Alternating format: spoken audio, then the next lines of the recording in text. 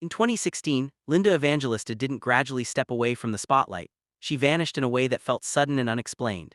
There were no farewell interviews, no carefully planned exit from fashion, and no clear statement about her future. For someone who had once defined visibility, her absence became impossible to ignore. The industry she helped shape continued moving forward, but without one of its most recognizable figures. For years, speculation filled the gap left behind, yet the truth remained private. What appeared from the outside as silence was, in reality, a deeply personal struggle unfolding behind closed doors.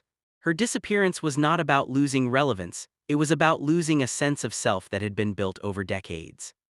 To understand that turning point, it helps to begin far from fashion capitals in St. Catharines, Ontario, where Linda was raised. Her upbringing was grounded in routine, discipline, and practicality rather than glamour.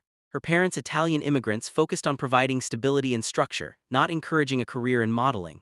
There were no early signs suggesting she would become a global figure in beauty and fashion. Instead, her childhood was shaped by ordinary expectations and a strong work ethic.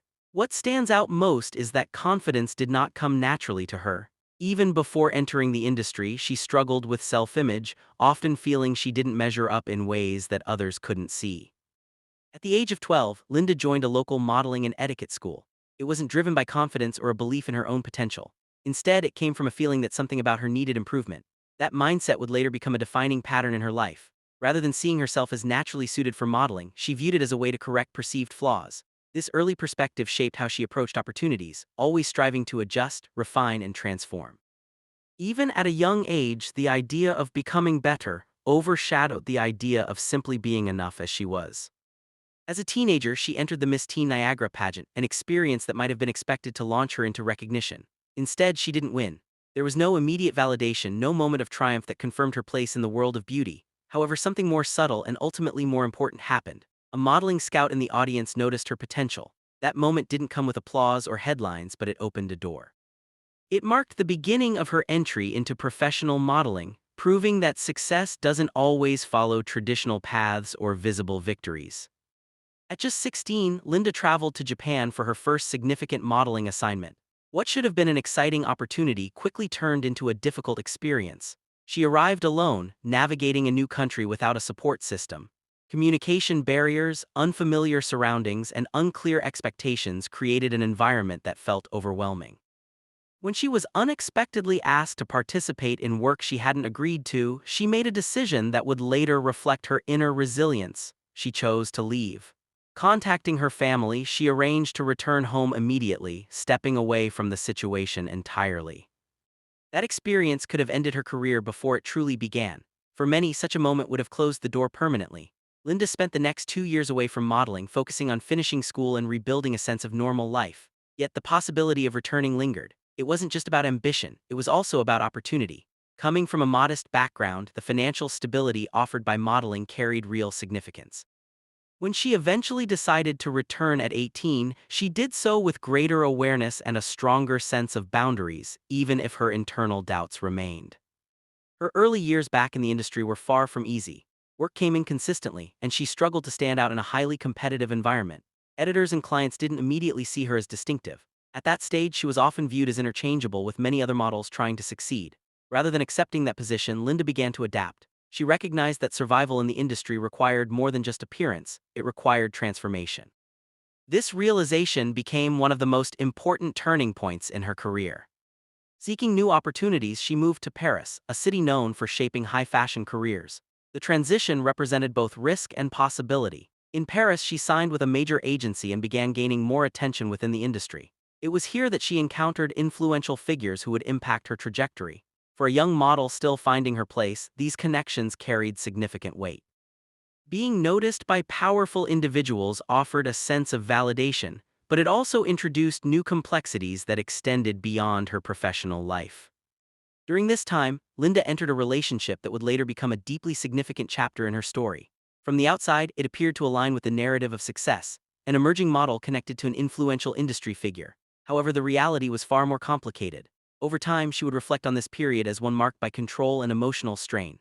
At the time, however, she lacked the perspective to fully understand what she was experiencing.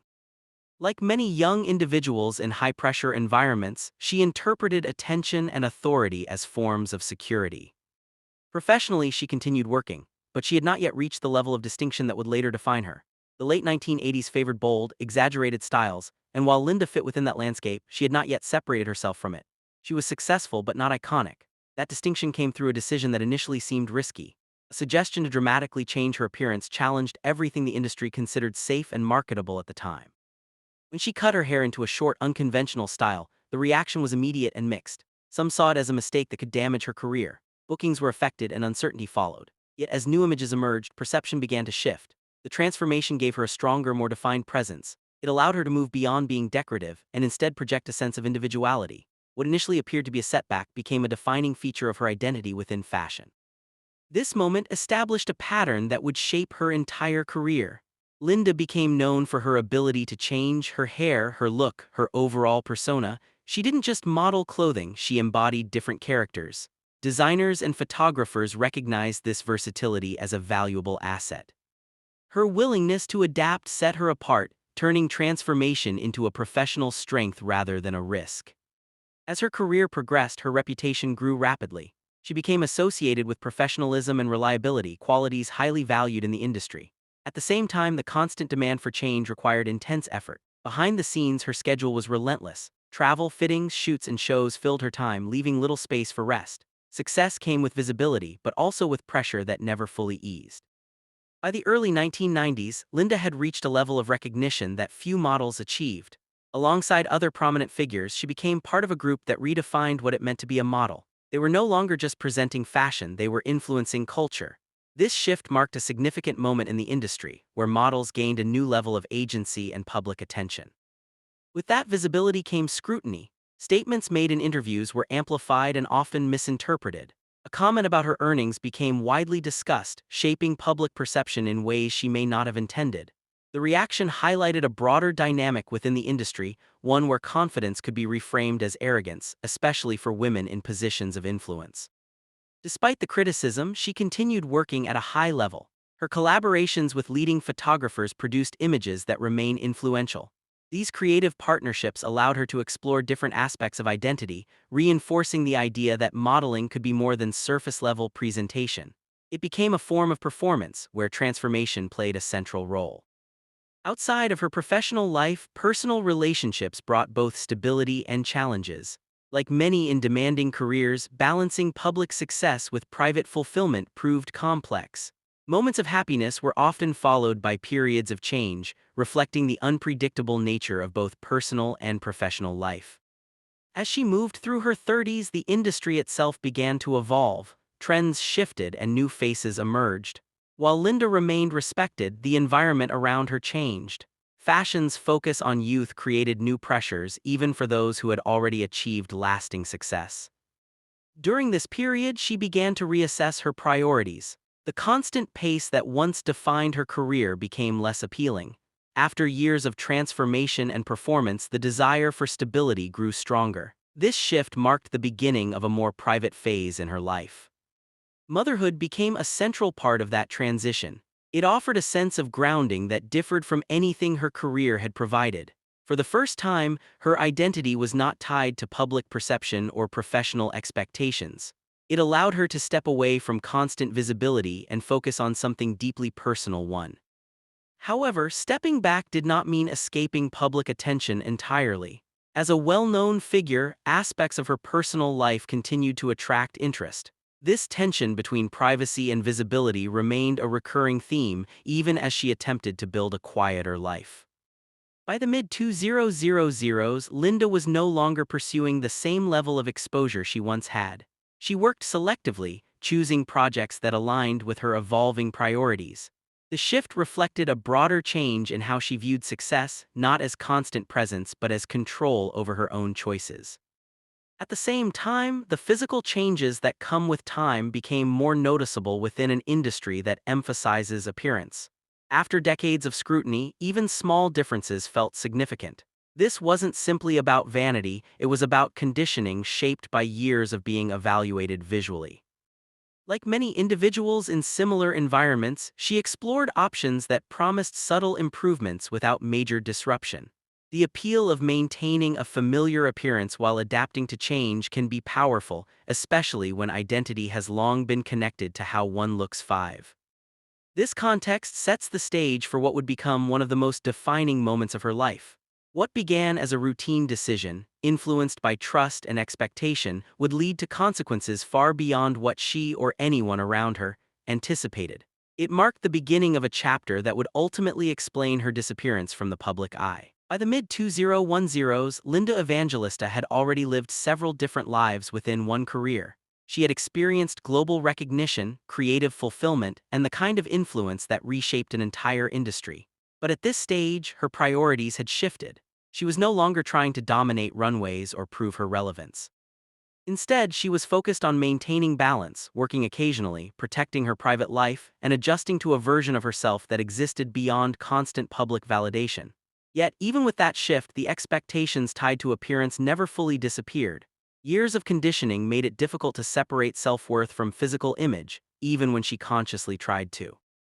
Like many people who have spent decades being visually evaluated, small physical changes began to feel magnified. What others might consider natural aging carried a different weight for someone whose career depended on precision and presentation. This wasn't about chasing perfection in a superficial sense, it was about maintaining a sense of familiarity with her own reflection. The difference between control and change became more noticeable, and with that came a desire to manage those changes in subtle ways. It was within this mindset that she became open to cosmetic procedures that promised minimal risk and natural-looking results. 3. When she was introduced to a non-invasive fat reduction treatment, it seemed like a practical solution. The procedure was widely marketed as safe, effective, and simple. It didn't involve surgery, long recovery periods, or dramatic alterations. Instead, it promised gradual improvement without disrupting daily life. For someone who had spent years navigating more demanding aspects of the industry, this approach appeared manageable and low risk. It aligned with her goal of maintaining her appearance without undergoing major changes. Between 2015 and early 2016, she underwent multiple sessions of the treatment. At first, there was no indication that anything was wrong. The process seemed routine and there was no immediate cause for concern. However, over time, unexpected changes began to appear. Areas that were supposed to become smaller instead started to look different in ways that didn't match expectations. These changes were subtle at first, making them easy to dismiss or misinterpret. As the months passed, those changes became more noticeable and harder to ignore. The treated areas did not respond as anticipated. Instead of decreasing, they appeared to expand and become firmer. This created confusion and concern, especially because the procedure had been presented as predictable and controlled. The gap between expectation and reality began to widen, leaving her searching for explanations that didn't immediately come. Initially, she questioned her own habits. She adjusted her diet, increased physical activity, and tried to identify anything within her control that might explain the outcome. This response reflects a common instinct. When something goes wrong, the first assumption is often personal responsibility. However, despite these efforts, nothing changed. The situation continued to develop in ways that felt increasingly unfamiliar and difficult to manage. Eventually, she sought medical clarification. The diagnosis she received explained that her body had reacted in a rare and unexpected way to the treatment. Instead of reducing fat cells, the process had triggered an opposite effect. This condition, while uncommon, meant that the areas affected would not respond to traditional methods of correction. For someone whose career had relied so heavily on physical control, this loss of predictability was deeply unsettling. Understanding the diagnosis did not immediately resolve the situation. It provided an explanation but not a solution. The changes were not temporary and they could not be reversed through simple adjustments. This created a new reality, one where the body she had spent decades managing no longer responded in familiar ways. The sense of control that had defined her professional identity was significantly altered. Attempts were made to correct the condition through additional procedures. These were more invasive and required recovery time, but they were pursued in the hope of restoring balance. Unfortunately, the results did not meet expectations. In some cases, improvements were limited or temporary. This added another layer of frustration, as each attempt brought both physical and emotional strain without fully resolving the issue.